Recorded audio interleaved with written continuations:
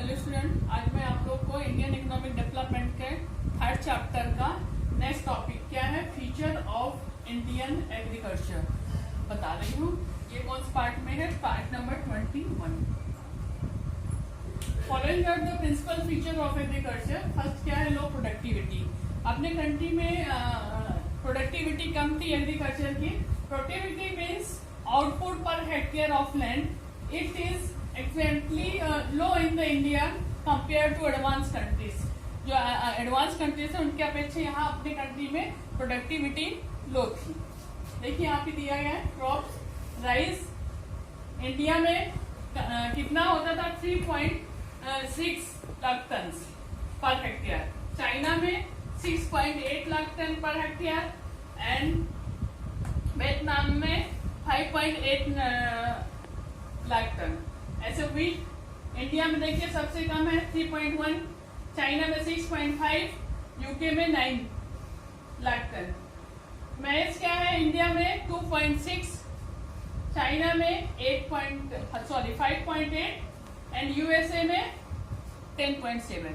तो इस तरह से ये देखिए हर जगह ये आपको ये यहाँ पे हाईलाइट कर रहे हैं, हर जगह इंडिया की प्रोडक्टिविटी हर टॉप में कम ही थी अदर्स कंट्री के कंपैरिजन में।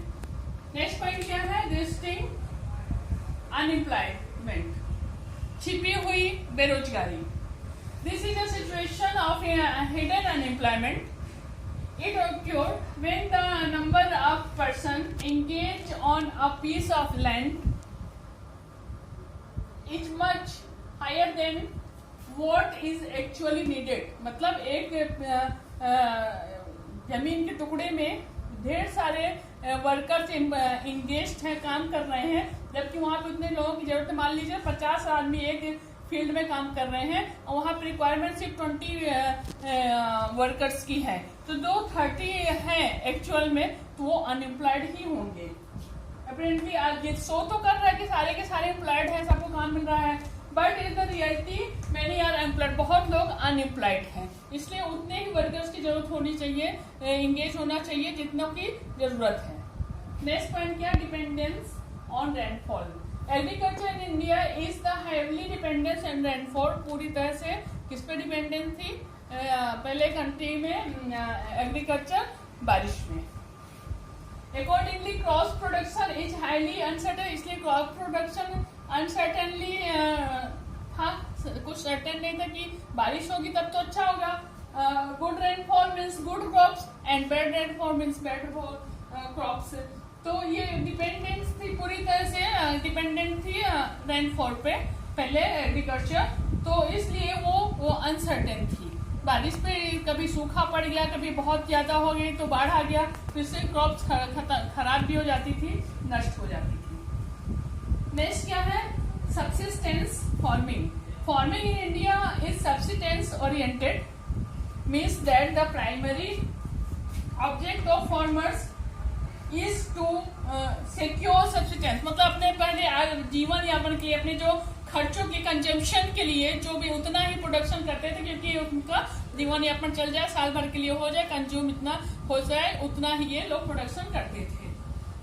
और it is not to earn profit. Profit earn करने के पर्पज से ये लोग फार्मिंग नहीं करते थे जो फार्मर थे अपने यहाँ। Sustain agriculture fail to generate surplus for the investment. इसलिए ऐसा कोई इसमें सरप्लस ये नहीं जनरेट कर पाते थे कि उसको फ्यूचर में इन्वेस्ट कर सके एग्रीकल्चर के उसमें। नेक्स्ट पॉइंट है लैक ऑफ मॉडर्न इनपुट्स।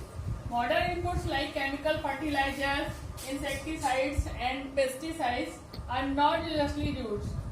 उस टाइम पे फर्टिलाइजर्स का, कीटनाशक दवाइयों का, इन सब का अच्छे से यूज नहीं किया जाता था। It is owing to poverty of the bulk of the farming population India. इस वजह से भी जो है पॉवर्टी बनी हुई थी इंडिया में भारी मात्रा में। It's lead to low productivity and therefore backwardness. Low productivity को दिखा रही थी और बैकवर्डनेस, पिछड़ापन कंट्री में, क्योंकि मॉडर्न इनपुट्स का यूज नहीं होता था। नेक्स्ट है small holding. This is a characteristic feature of the Indian agriculture.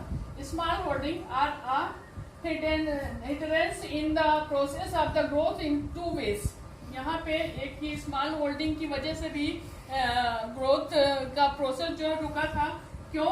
पहला है mechanisation of the farming in become a difficulty, क्योंकि होल्डिंग छोटी छोटी थी, स्मॉल होल्डिंग थी, इसलिए मशीनों का प्रयोग यहाँ पे नहीं किया जा सकता था, डिफिकल्टी जाती थी करने में।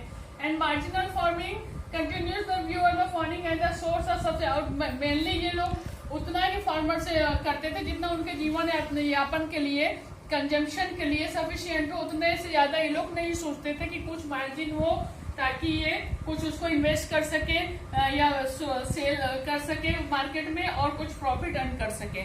इसलिए ये सिर्फ अपने मतलब अपने कंजम्पशन भर के लिए प्रोडक्शन करते थे और स्मॉल होल्डिंग की वजह वहाँ पे फील्ड में मशीनों का यूज भी नहीं हो सकता था, इस वजह से फार्मिंग भी कम होती थी, फसल कम होती थी। नेक्स्ट पॉइंट क्या है? Landlord tenant conflict. लैंडलॉर्ड और टेनेंट में कॉन्फ्लिक्ट था। Huge area are the cultivated by the tenant who were not owner of the soil. बहुत सारा जो एरिया था कल्टीवेशन जहाँ पे किया जाता था फार्मर्स के द्वारा, टेनेंट के द्वारा, जो उस सॉइल के, उस जमीन के ऑनर नहीं थे, मालिक नहीं थे। But the bulk of the revenue is appropriated by owners. लेकिन कुछ अप्रोप्रिएट में उन्होंने उनको पैसा भारी मात्रा में रेवेन्यू के रूप में दिया जाता था, लगान के रूप में। Tenant often get the bare minimum. Tenant को बहुत ही कम मिलता था।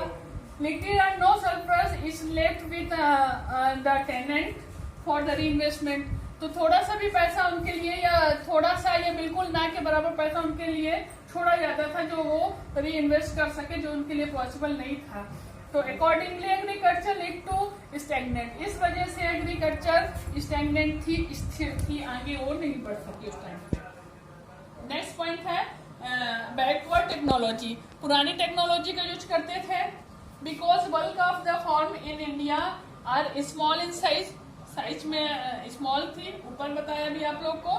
And bulk of the farming population is poor. और पॉपुलेशन जो थी, जो फार्मिंग करती थी, वो क्या थी? गरीब थी।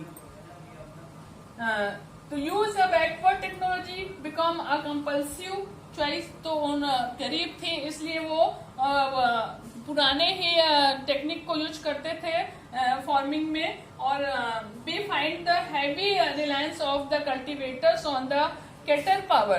तो हमने देखा कि ज्यादातर वो लोग वही गाय बैल हर द्वारा ही फसल करते थे, cultivation, and man power rather than the modern equipment like the tractors, harvester and machine। ये सारी चीजें कल्टीवेटर, हार्वेस्टर और ट्रैक्टर, इनकी जगह ये हर बैल का और मैन पावर का ही ज्यादा यूज करते थे। इस वजह से इंडियन जो एग्रीकल्चर था अभी भी बैकवर्ड था और पुराना टेक्नोलॉजी को यूज करते थे। ओके।